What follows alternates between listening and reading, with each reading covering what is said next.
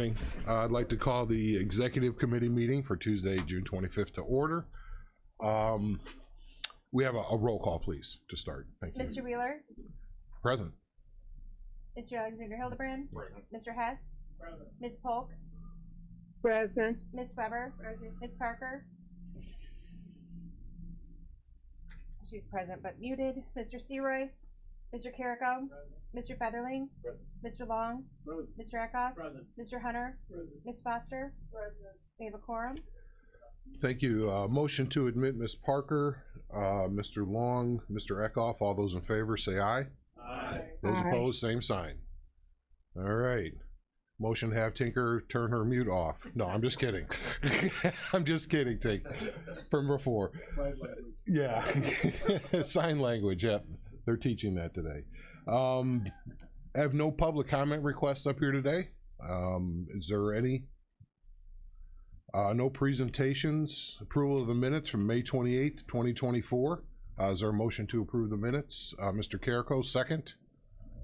Ms. Foster, all those in favor say aye. Aye. Those opposed, same Aye. sign. Motion carries.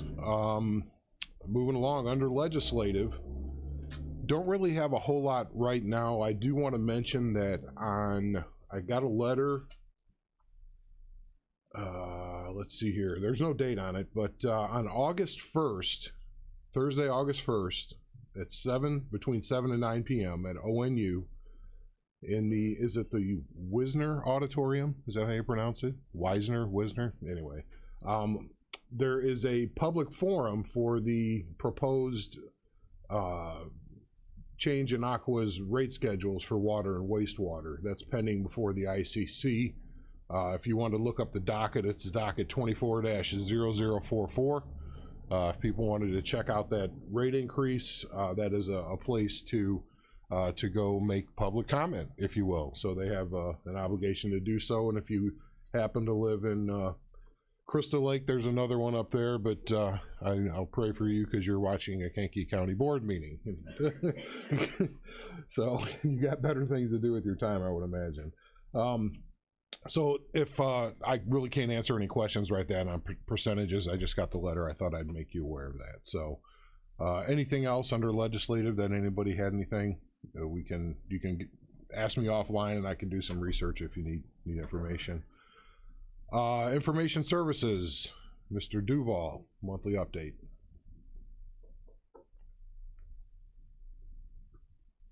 Making the walk. He needs walk-up music, I think. It's getting slower every year. Dating game? Mainly what I'm going to talk about today is I try to give you the monthly updates on where the phone system's sitting at. That's the most questions that we get for our department. Currently, Highway Department and Regional Office of Education are fully installed on the system. At the school's office, I talked to Jeff Boudreau, who's my counterpart out there, and he said everything went well. As I reported back before, it took a little bit longer than they thought, but because of how old they're building, but once they got it worked out, everything worked well. They said that it's working well, better than they thought, given what they had to go through. And I asked specifically about the audio quality since we're going to go in. They said it's been very clear and loud, so we don't have to worry about, at least for those offices, that there's anything that we have a less audio quality. It's very, very good. Highway reported the same thing, that it went smoothly. The audio quality's working perfectly well, which is what we anticipated, but that's good news to know. Reuter moved on now to the main campus, the RFP buildings. Last week they put in the main server that will, the remaining 4 buildings, they installed that in this building, and they set that up, the connection back to the new provider that we're going to be using, and they're in the process of configuring the phones for the circuit clerk's office, because as we told you, they're going to go first so we can get them out of the way before they move back for their locations. He also updated me on that after talking to AT&T, they won't be necessarily doing it exactly department per department. They have to do it building per building because each building is a circuit. So when they go live, they will have had to finish the whole courthouse. So when they switch over those set of numbers, the whole building has to go live. And I reported a little bit differently to you that it'd be department to department, and it's just a little bit change, but it's a significant change. After they're done with the courthouse, they'll move on to the annex, and then lastly, they'll be into this building, which also includes the building next door. I don't anticipate there being any problems. Ours should probably be the easiest, well, and the annex will probably be the easiest, but we should actually go pretty smoothly too. The courthouse may slow up the process a little bit because, as we all know, that is the strangest building with the weirdest configuration, so they can't just flow through that. Everything's a little bit different on every floor, on every section. But luckily, they've been there for years. They've been here longer than I've been here, so they already know what the problems are going to be, so they've already addressed it. We don't anticipate there really being any issue with that. It'll just take a little bit of time, because as you can guess, it's the court system. You want to make sure everything goes right so there's no delays with anything. Okay.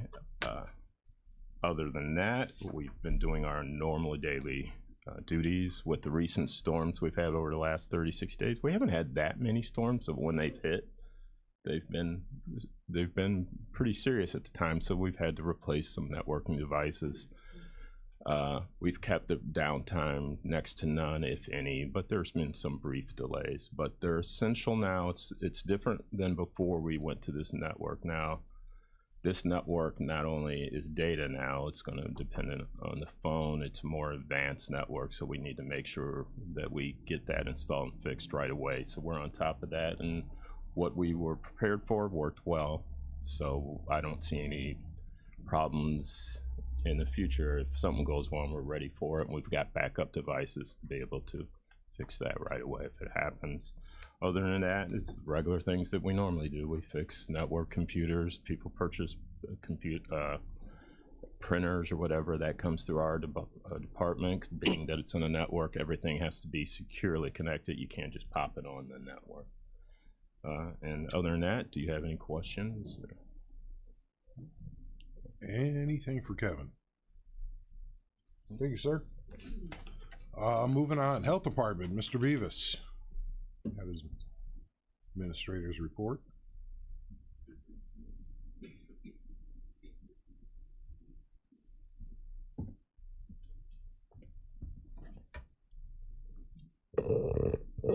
Good morning, everyone.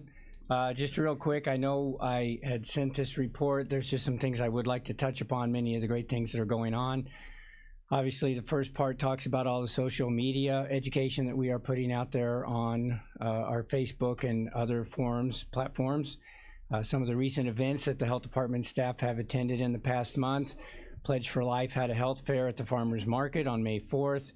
We participated in a 2-day health fair for migrant population and services that were necessary for those individuals that was sponsored by St. Paul Lutheran Church. That was on May 9th and 10th.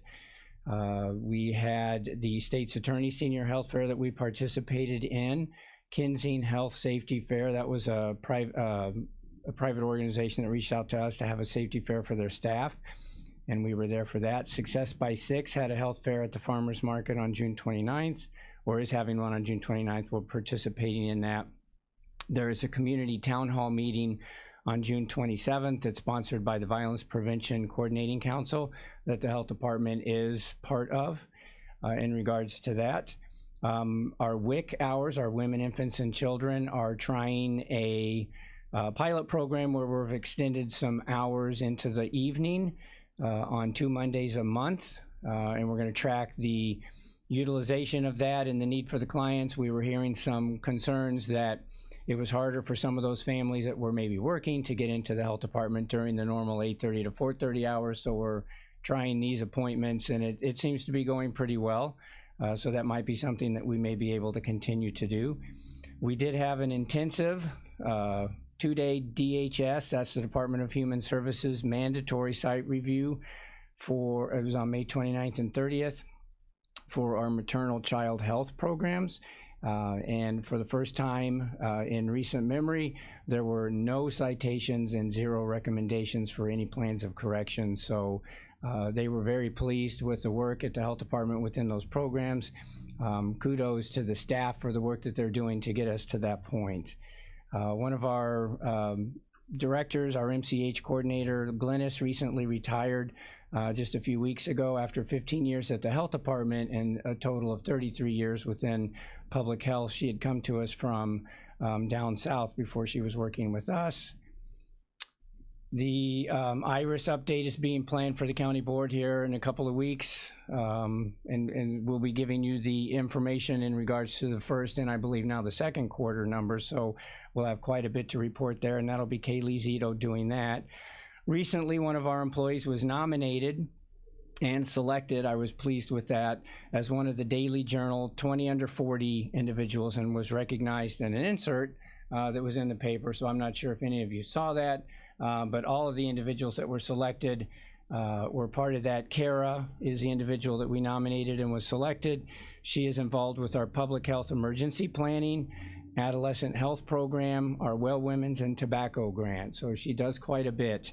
One of the reasons I nominated her, and I am very pleased that she was able to win that award and get recognition, not only for herself, but for the programs and for the good of the health department and our community.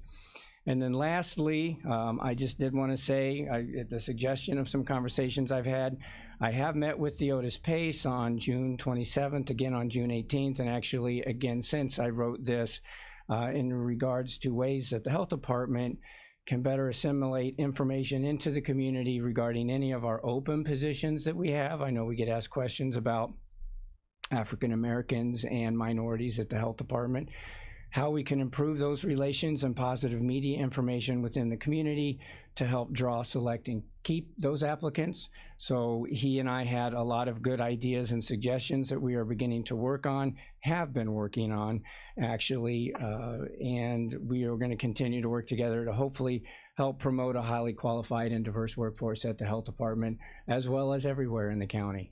That's my report. I'll take any questions. Anything for John? Start with Ms. Foster, please. Good morning. What does MCH stand for? Maternal Child Health Programs, and that basically covers the WIC, the Women, Infants, and Children, and Family Case Management, Okay. which also dabbles a little bit in HealthWorks, which is foster care. And what is the educational requirement for that position? There's a few different ones, but typically it's an RN position. In some cases, we may be needing to look for like a bilingual individual that has both those qualifications also. 80% of the clients within the WIC and the Family Case Management program are Hispanic or African American. Okay. Mr. Hunter. Thank you very much, Mr. Chairman. John, do you have any paid internships? No. Had you ever thought about that? Yes. You have 35 employees, right? About, Approximately, yes. how many of them look like me? Right now, today, Yeah. 0. And how long have you been there? I've been there 37 years. Okay. And in the last 10 years, I know Mrs. Coffey worked for you, and she used to attend our Summerfest at Pioneer Park. But can you name 5 that were under your employ in the past 5 years? Give me just a moment.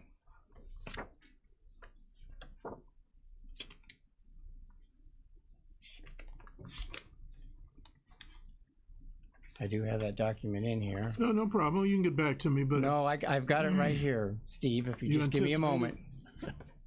Please. I was anticipating a lot of questions regarding this, so I'm just trying to make sure. Well, I know Jackie used to work at the health department on the front desk, and It should be in here. yeah, I got a text recently about a lady that applied for a position with you guys, and she had a master's degree. You didn't hire her, but she now is working for University of Chicago. That's not accurate. Well, I got a text on that. I understand that. I am aware of that text, but that statement is not accurate. Okay, so she was not hired, or did she ever apply? She did not apply for a position. She inquired about a position, which was an epidemiologist at the Kankakee County Health Department, Okay. of which we do not have any epidemiologists. She never submitted a resume. She never inquired about a position. And Was there I'm any happy to hear that based upon her apparent master's degree and qualifications that she's now working and doing cancer research in Chicago. Yeah. Kudos for to her. Chicago, yeah.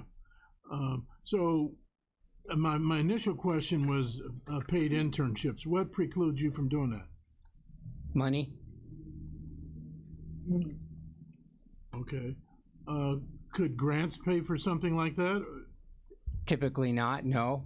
The grants that we get are very specific in terms of salaries and supplies. The health department is 75% grant funded. The rest of it comes from fees and services. We always have a balanced budget.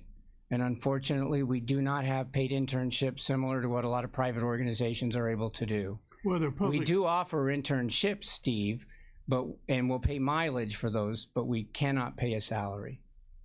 Well, let me just say this. I think in terms of public entities, they do have internships, but be that as it may, I'm just concerned about 35 employees and none of them look like me, but I assume you'll deal with that. I can get you the name, but what I can tell you is that since I have been administrator in my 7th year, there have been 17 African Americans that have worked at the health department.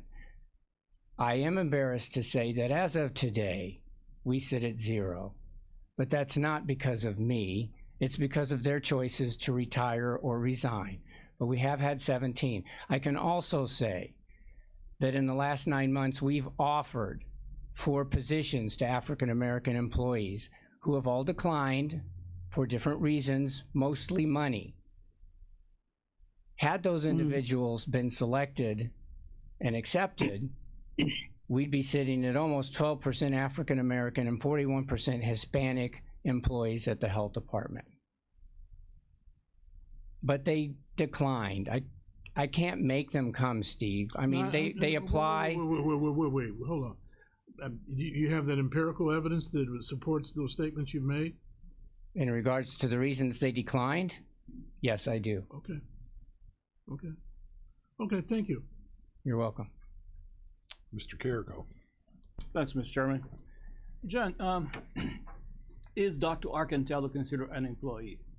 No, he is a member of the Board of Health. He is not paid. He's volunteer. No, I'm talking about he is the doctor in charge of signing off stuff. Yes, he is the Okay. he is the medical director approved by the Illinois Department of Public Health to represent the health department. So in terms of any of the vaccines that we have to order or the types of services that we need to provide, then he is the individual that we rely on for the expertise and any questions. For that specific position, does he get paid? No. Is all volunteer for both sides, for being the medical director and also being, I know from the board he is Correct. volunteer, but He is not paid, no. not as a medical director. No. Okay, thank you. Any other questions for John? Thank you, sir. Thank you. Mr. Petkunis is not here today, but we do need to put the quarterly report on file. Is there a motion to put it on file for the schools? Polk. Dr. Polk, and a second. Parker. Ms. Parker, all those in favor say aye. Aye. Those Aye. opposed, same sign. Motion carries. Yes, sir, Mr. Hunter. Thank you very much, Mr. Chairman. You may recall, I think a couple of months ago, maybe even the last meeting, executive committee meeting, posed a question to Frank with respect to those schools, the specific school district 111, with respect to their inability for their students to read the grade. And if those of you who take the newspaper saw the front page article regarding the problems, the vicissitudes, the lack of achievements by our students in throughout the county.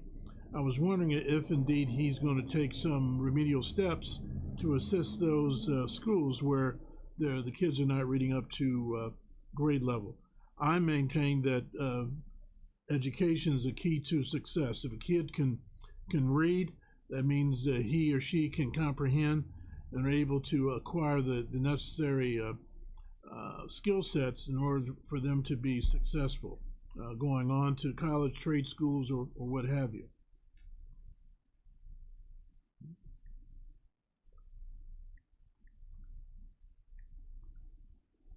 Oh, I'm sorry. I don't know what his. No, I'm just saying that information should be conveyed or passed along to him, and maybe he'll have a response for us. Okay. Alrighty. And we'll see when I think he was off this week, so yeah, he'll be back next week. I'll see what I can find out there. I do know that each superintendent acts independently. That they're, I want to say the regional office is more of a consortium that is a direct reporting structure. So but I may be wrong in that, Ms. Parker. And you have to forgive me. Who's our representatives on the board with you now there? Because I know we've had some changeover on the regional office. We have Ms. Andrea is on there, and myself. We still don't have a third board member, but we do have Chad McGinnis and Iroquois. Okay. All right. So yeah, we have a third, because Mr. Fairfield was our other representative, and when he resigned from the board, we needed to find somebody. So, hey, it's on the agenda. We have one opening on the ICANN Joint Education Committee for a board member. Right. Imagine that. Worlds colliding. So yeah, if there's board members who want to sit on that committee, please. And it looks like I have somebody's name in front of me. Wow. Okay. Good. That was Mr. quick. Chairman. I love it when a plan comes together. Yeah. So no, that's I do appreciate that, Mr. Hunter, and maybe our representatives might be able to flesh some of that out for us. Thank you. How about that? Mr. Chairman, Yes, Tinker. we did touch upon that at the meeting the other day. I really appreciate Ms. Andrade and myself, both of us interested in education. And we did raise some concerns about quality coming from the schools. As a frustrated taxpayer, I, for one, pay over $4,000 a year that goes directly to 111, and I'm disappointed in the results that we're getting out of that school. So definitely, ICANN is very aware of the issue there, because we do question that at those meetings. Mm-hmm. Tinker, well said. One of my three children attended 111, and she was an Illinois scholar, so I know it can work. I know it can work. So we're just wondering what remedial steps that the regional office may be able to assist those superintendents in those respective school districts in terms of enhancing the scores, improving the scores, or show incremental increases or progress. Absolutely. Well, Mr. Hunter, first it starts with a qualified teacher to be in the classroom. Second, it takes students that want to be there and to actually learn. So you can bring them to the water, but you can't make them drink it. A lot of it, too, is parents need to be involved in their education. And we're finding that many parents are not involved individually with their students, with their children in their education. So if they don't have support at home, they're struggling at school, they're going to fall through the cracks. And what it needs to be a partnership between the parents, the teachers, and the students. And I think Ms. Parker, when she came back from that meeting that day, she mentioned that there was a lot of discussion about truancy as well. Absolutely. And it's a huge problem. And I know it was even after COVID. There was laptops that never got turned on while the whole time COVID was going on. I mean, that's frightening what those students lost, and that's what 4th, 5th, 6th, 7th grade even. I mean, that's a rough thing. And so, let's don't devolve into a conversation about COVID funds, but know that we were funding a truancy position with the regional office. That was how I think they were impacting things like you're talking about, Steve, is where they can help plug the gap there, but that money is gone. So, what happens going forward? So those are things that I'm sure will be discussed going forward. It's a problem. Getting kids there very much. that willingly want to be there.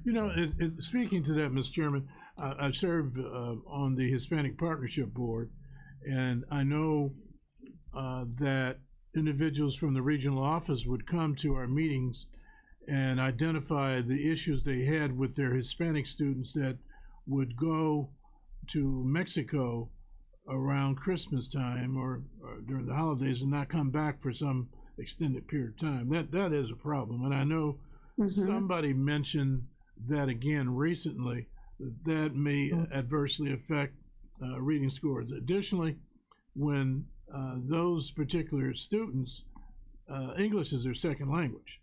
It's not their primary language. So that may impact as well too. But it goes back to what Tinker said, and I concur that, you know, with not having a lot of nuclear families, meaning father, mother in the household, a lot of them have mama, grandma, and absent daddy.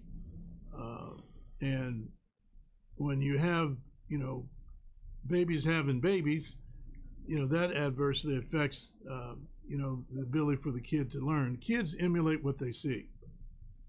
Kids emulate what they see. You know, we as kids in the Hunter household had to read, had to study. We had to provide feedback to our parents as to what we read and what was the gist of the subject matter that we were supposed to read. But, you know, maybe that's different from what they do now. But, you know, John Booker Hunter III would come to the school every 6 weeks and check on his 3 children. And kids would say, "There comes Stevie's daddy." He'd walk down the hallway with his wingtips on. But, you know, you got to do that. You got to do that. I'll see if I can get you. Thank you. I don't know if answers are the right word because there aren't a lot of answers. Strategies. There's strategies. Yeah, I like that. So, moving on, we have the county administrator, Anita Speckman, her monthly update.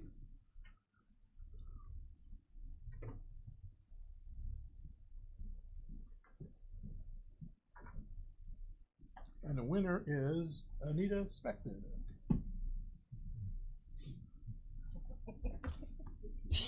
That's the award for Anita Speckman is Anita Speckman. I'm just kidding. I have no idea. Can't wait. Yeah. Okay, good morning. So, in terms of openings, we currently have 7 positions, 8 openings. We had 2 just come up yesterday in the circuit clerk's office for floater minute clerk position. She has 2 of those open.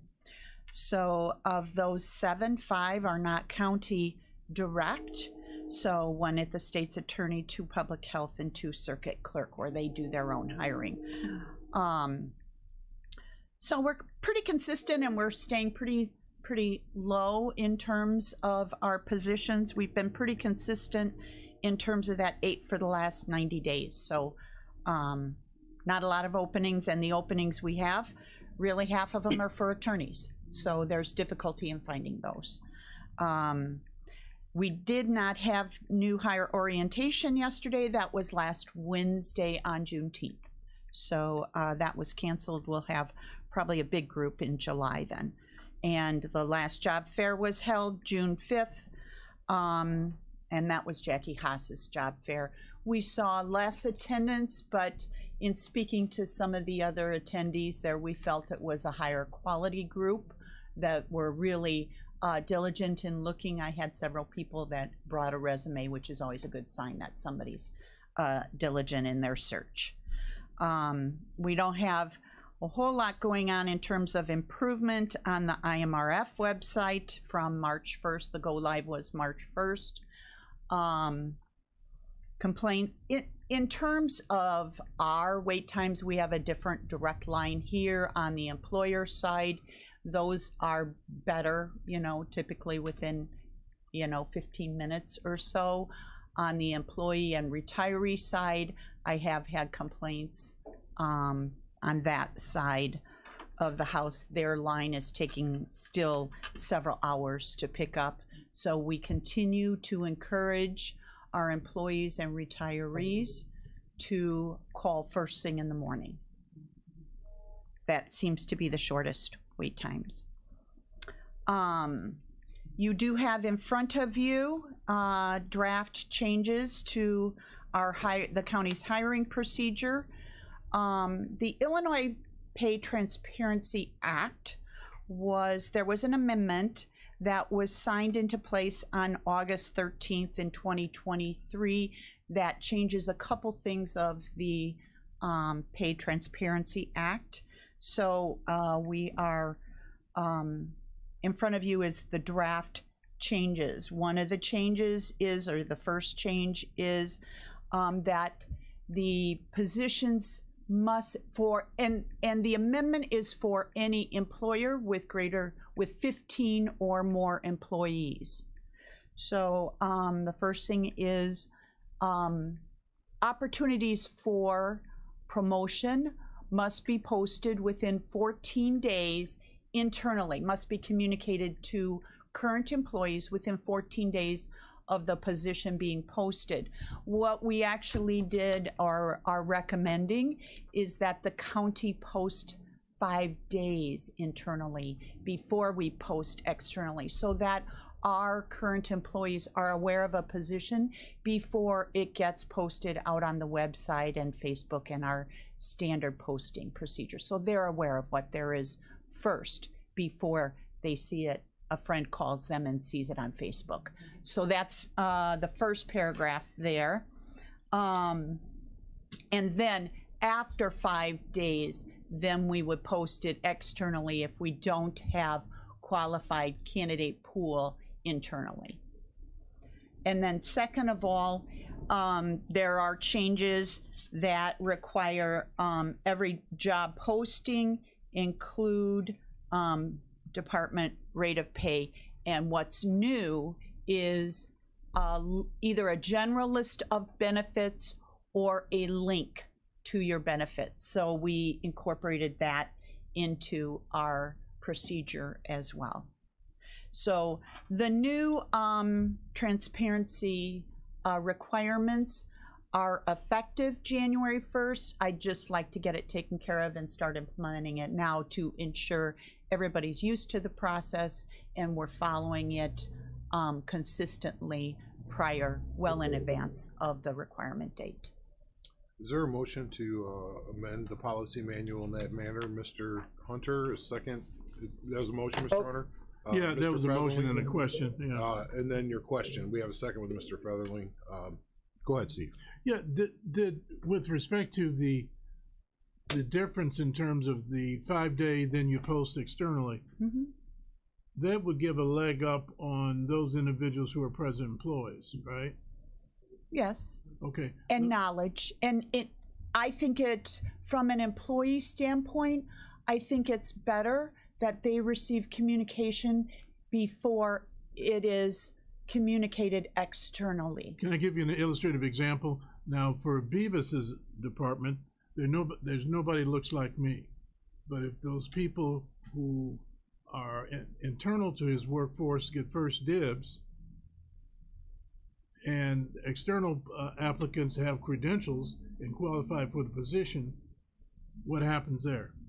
Is that undue hardship for those individuals who are external? Please. They have a different board. Right. It's not our. I understand. No, but yeah. They're not adopting our policies. No. That's them. Yeah. So it's really, the question would apply to their board meeting.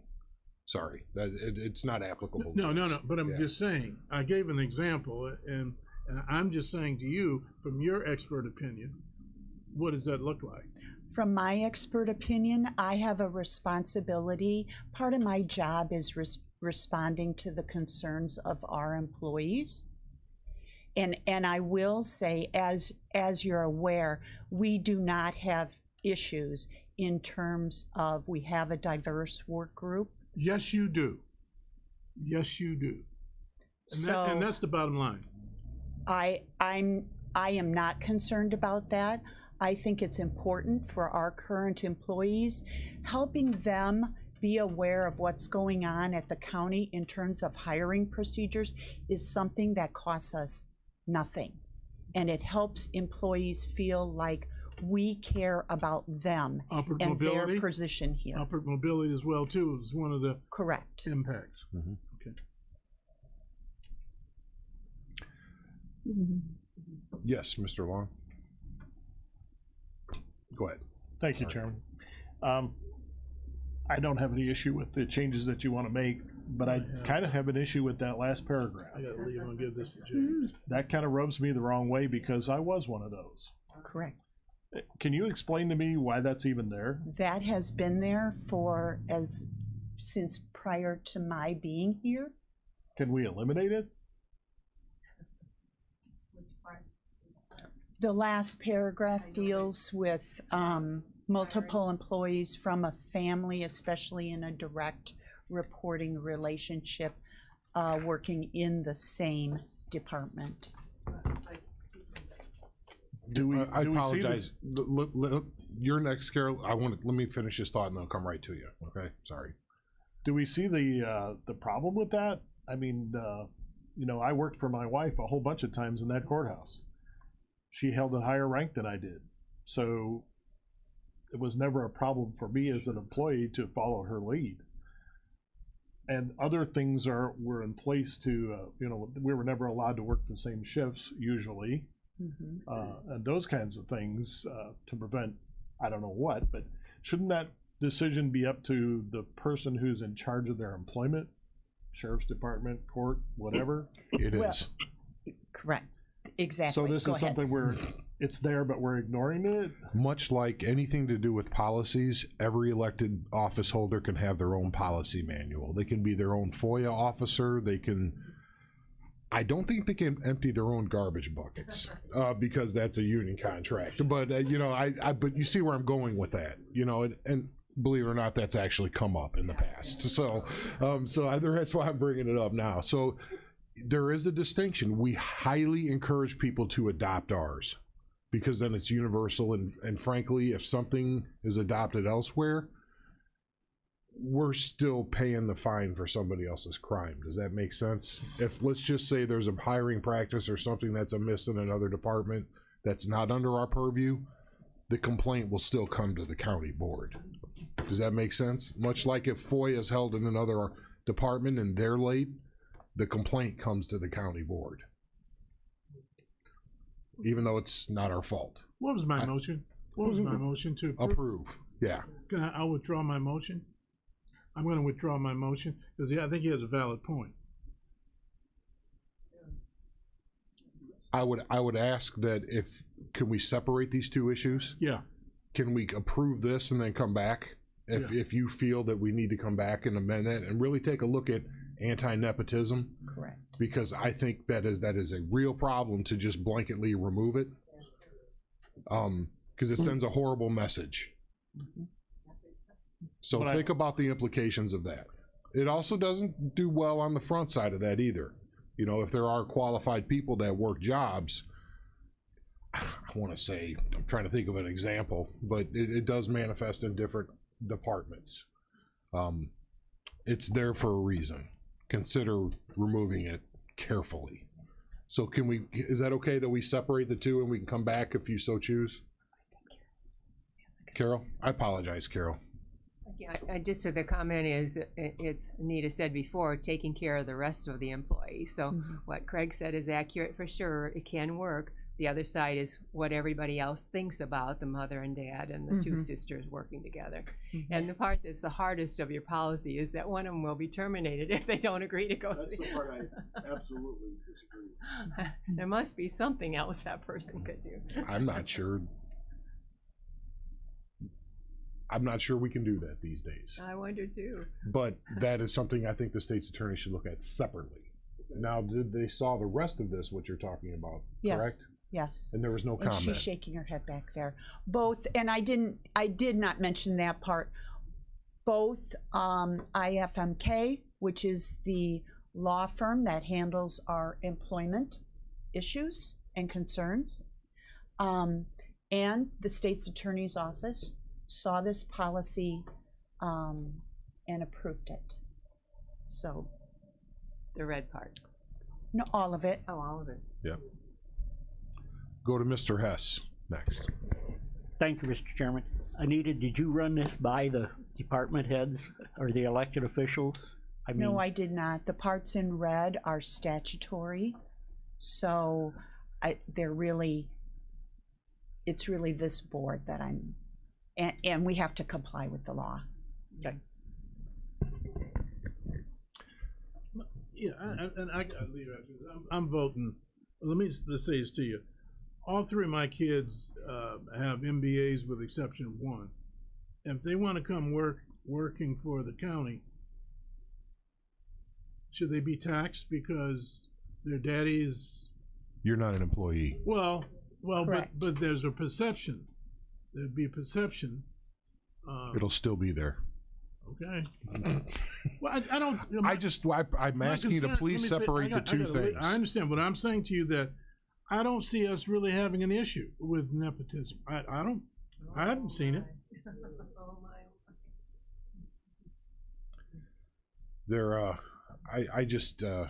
I do think that it's worth of a conversation, and I do think that it's valid to have the conversation, but please don't stop this process right now for what needs to be fixed to get in tune with the law. Then you could talk about policy and what policy you want to do next. But you Does said that make fixed, sense? though, Andy. Huh? You're saying fixed. Right, because it's not compliant with the law. The first part is making it compliant with the law. The bottom part is compliant with the law, but you may not like it as a policy. I personally like it. I think it speaks a lot to say we're not going to hire our relatives to work directly for us. But that doesn't say they can't work elsewhere in the county. You know what I mean? Now that's a whole separate issue. Let's talk about it. But I think we do need to make this change. But if you want to change your motion, I can't stop that. That would be a vote. They'd have to pull it back and then have another set of motions and then a vote. Yeah, I'm pulling my motion. All right. So the second remove their motion. Who is the second? So you're the first. Is there a second? Colton with the second. Okay. We're not spending money. Is there any more discussion? Let's continue the discussion, please. All right. All those in favor say aye. Aye. Those opposed, same sign. No. Mr. Hunter was a no. Motion carries. More to come. Thank you. Yes.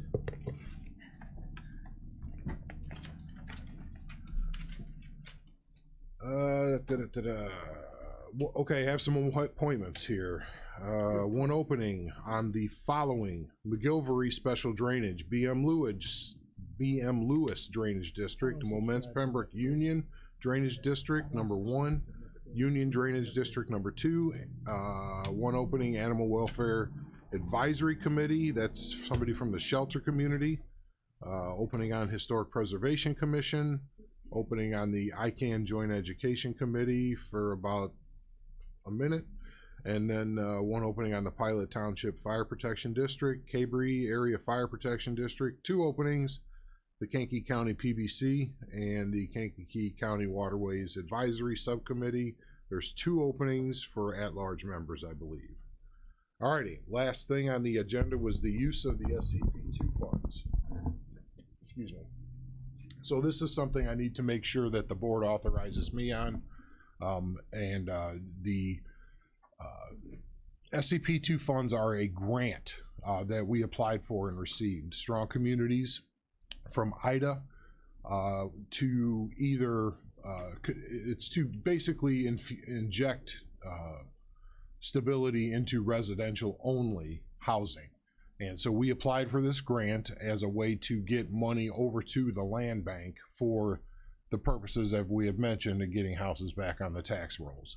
And if there's other strategic associated things with it, you can use it for some of the legal fees to do those things, and deeds and all of that kind of stuff, closing costs, because if there are transfers. So the goal was to do that, to get it over to them.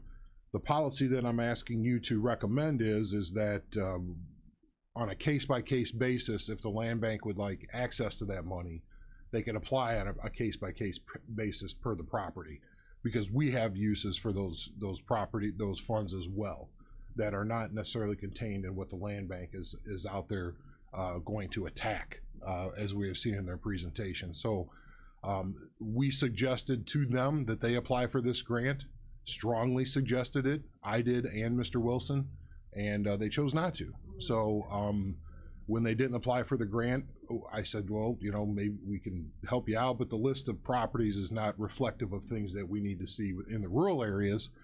And if they are just tear downs, there really is no positive aspect. We can do that in Mr. Featherling's district. I believe there's an opportunity for one that is a nice greeting to us on coming into the county. So that is a residential property on a commercial plot of land, or it's a residential you know, house that's burned out on a commercial piece of land. So we would like to work with that property owner to get that rectified as well. So we're going to go ahead and do that. I could do it, but I would rather have a vote of the board that you agree with that policy. Let's still support the land bank. Let's still get them strategic funds. If they want to apply to us, we can decide what that process is, and it doesn't need to be that cumbersome. I don't want to get in the weeds on that. It could be just, hey, write it on a piece of paper and say what you're going to do, and it has to be formally inspected and approved in order for it to be on the list, so to speak. There's a few things that are legal in order for it to be eligible for these funds. We can work all that out in the background. I just need to know from you that that's okay. Okay, so that's kind of where we're at. Any thoughts, questions, motions, all of that stuff, Mr. Eckhoff? Thank you, Mr. Chairman. Just a question, how much is the grant for and how many years? Well, it's not a years, it Okay. was a one-time allocation. It's our second round, that's why it's SCP-2. SCP-1 was used already by the land bank. 2, and there may be a few, I want to say nickels left over. It's over 400,000 is the amount. So there should be enough there to, we saw a list of demolitions that they had. I'm sure that there may be some that are, what do you say, have some kind of a, we have a joint purpose in those properties, you know, but there are some that aren't on that list that we have purposes for, and that's our money to be able to address those. So that was kind of the way I was pitching it. Any other questions? Mr. Featherling. Andy, will each one of those come back here? Like every time they want to apply, we'll come with our PZA. Finance, probably PZA. Okay, I would say PZA, and then if we're spending money, it'll have to go over that direction. But it seems to me PZA is the right place because planning, zoning, you know, that seems to be the catch-all for that type of activity. so it's not willy-nilly money. Then. Exactly. Yeah, there has to be a strategy that is developed over time by leadership to say, this is what we want to tackle, and that's what typically happens, and then PZA should execute that strategy on a case-by-case basis. Usually that's the way that it works. So in this way, we're applying those funds to a more strict regimen rather than just handing it over for someone else to use. We have our own needs, and they may be synergistic. We're not in competition. Yeah. We're here to work together, but we definitely need to take care of the rural area. So do we have a motion on that? I cannot remember. Apologize. Is there a motion on that? Ms. Foster, Mr. Alexander Hildebrand, any thoughts, questions? All those in favor say aye. Aye. Those opposed, same sign. Motion carries. Sorry, I had to think. We're not spending money yet. That comes when we approve it, so we don't do a roll call quite yet. Any old business? Mr. Hess? I think I heard something. Is there a second? Mr. Carrico, all those in favor say aye. Aye. Those opposed, same sign.